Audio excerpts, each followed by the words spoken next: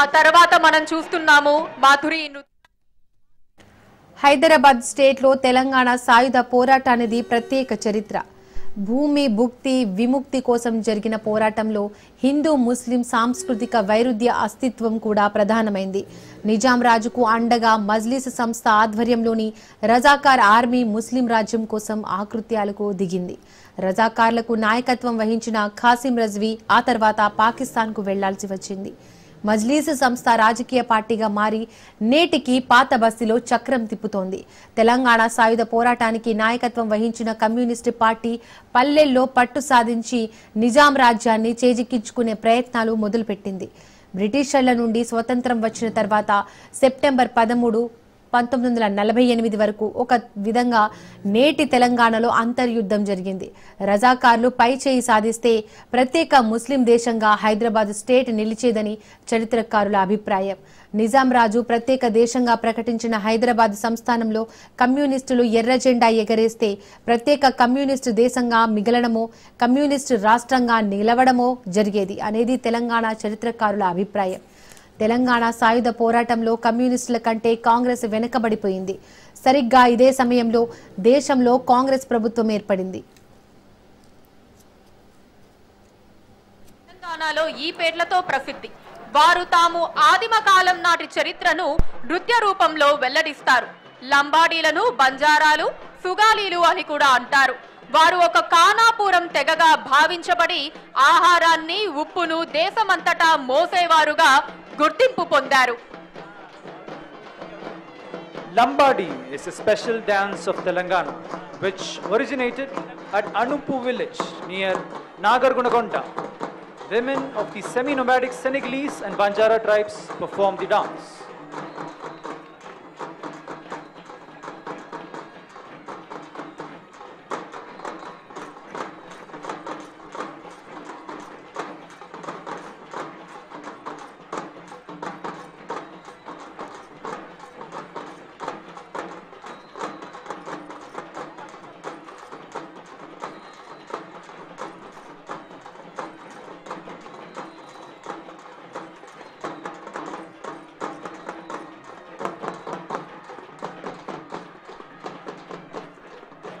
ఆ తర్వాత మనం చూడబోతున్నాము మన తెలంగాణ రాష్ట్రంలో ప్రసిద్ధి చెందినటువంటి పండుగ బతుకమ్మ పండుగని. బతుకమ్మ తెలంగాణ రాష్ట్రంలో అత్యంత రంగుల ఉత్సాహభరితమైన మహిళల పండుగ. ఈ పండుగలో ప్రాంతానికి ప్రత్యేకంగా పెరిగే పూలతో బతుకమ్మను అలంకరిస్తారు. ఇది తెలంగాణ సంస్కృతికి ప్రతీకగా నిలిచేటటువంటి పండుగ. Batakammas are performed in Telangana during the Batakamma festival by women. In the month-long festival, goddess Batakamma is worshipped and the idol is taken to rivers and lakes and floated in the evenings. The Batakamma dance is performed in front of the idol, particularly by newly married women who pray with great devotion for peace and success in their married lives.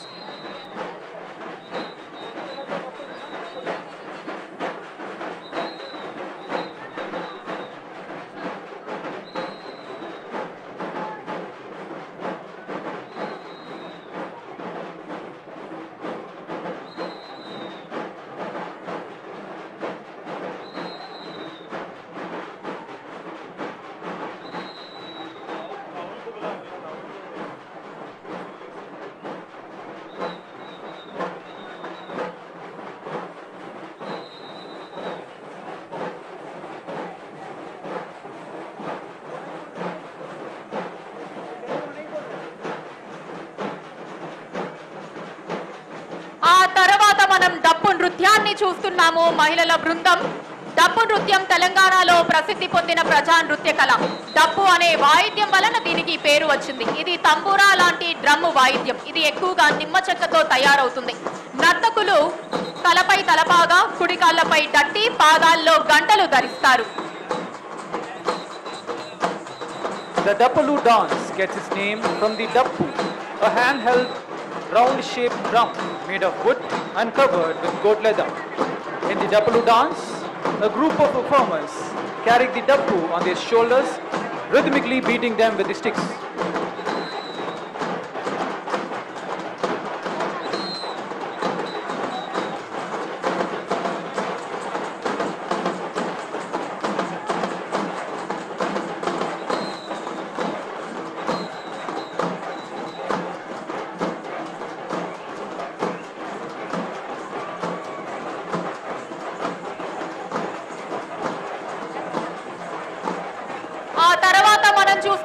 Bonalu మరియు పోతురాజుల నృత్యం. బోనాలు హిందూ పండుగగా మహాకాళి అమ్మవారిని భక్తిగా ఆరాధించేందుకు జరుపుకుంటారు. ఇది హైదరాబాద్, సికింద్రాబాద్ మరియు తెలంగాణలోని ఇతర ప్రాంతాల్లో ప్రతి సంవత్సరం నిర్వహిస్తారు. ఈ పండుగలో భగవంతుని ప్రార్థించిన వేళ తీరిన మోక్షానికి కృతజ్ఞతగా జరుపుతారు. మహిళలు తలపై బోనాలు పెట్టుకొని ఆలయంలో అమ్మవారికి బంగళాలు, చీరలతో బోనం సమర్పిస్తారు. ఒక్కసారి మన పోతురాజుల నృత్యానికి, బోనాలకి గట్టిగా చప్పట్లు కొడతామందరం. The folk festival of Bonalu is a celebration in which young women dressed in colorful clothes dance to rhythmic beats in praise of the village deity Mahakali. Bonalu is celebrated in the Indian month of Ashada. The dancers balance pots called Bonalus on their heads while performing the dance.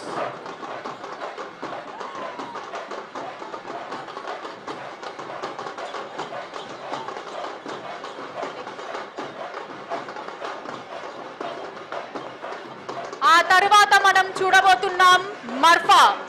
Marfa అనేది ఉత్సాహభరితమైన వాద్య కళ.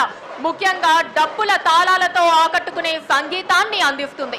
ఇది హైదరాబాద్ నుండి ఆవిర్భవించి African మరియు స్థానిక సంగీత ప్రభావాలను కలగలిపి ప్రత్యేకతను పొందింది.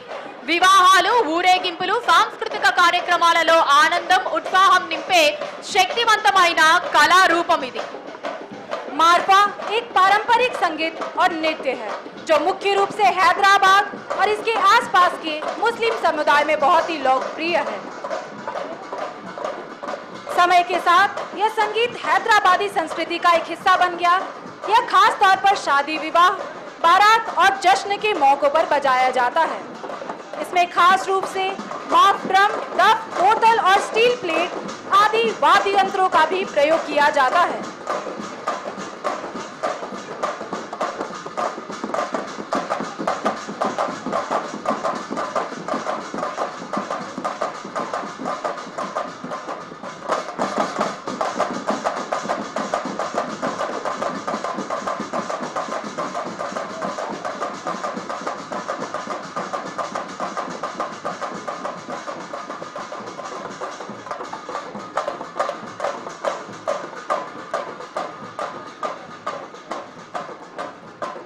ఆ తర్వాత మనం కోయా తెగ నృత్యాన్ని చూడబోతున్నాము. కోయా తెగ నృత్యం తెలంగాణలోని ఆదివాసీ నృత్యం. బస్తార్ ప్రాంతంలోని తెగలు ఎత్తు కొమ్ముల నమూనాలోని తలదులుపు ధరించి ఈ నృత్యాన్ని చేస్తారు. ఈ నృత్యాలు తెగల సంప్రదాయాల ఆధారంగా మంత్ర మాయా విశిష్టతతో కూడిన విధానం కలిగి ఉంటాయి. కోయ తెగలు ఖమ్మం జిల్లాలోని అడవుల్లో, పర్వత ప్రాంతాల్లో నివసిస్తారు. ఈ నృత్యంలో మా అనే భావన కలిగి ఉంటుంది. Kommu Koya is a colorful tribal dance form of Telangana. The Koya tribe is known for their dedication to preserving their cultural heritage and have safeguarded this rare and captivating art form. This dance form derives its name from the Telugu words Kommu, meaning horn, and Koya, referring to the name of the tribe itself.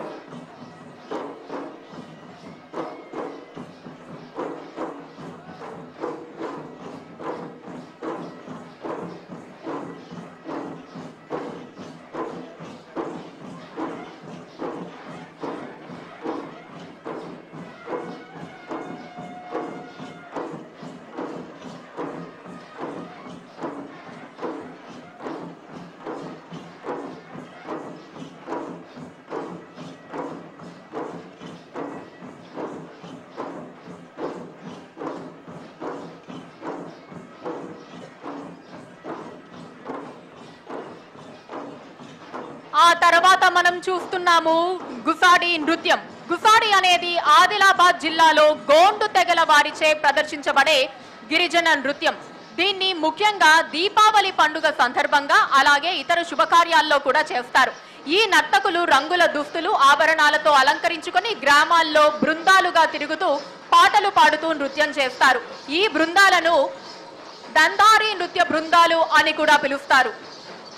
गुसारी नृत्य यह आदिलाबाद जिले के राजकोट जनजाति द्वारा किया जाने वाला एक अनोखा नृत्य है जो कि उनके गुरु एटमोस नारपेस की याद में किया जाता है।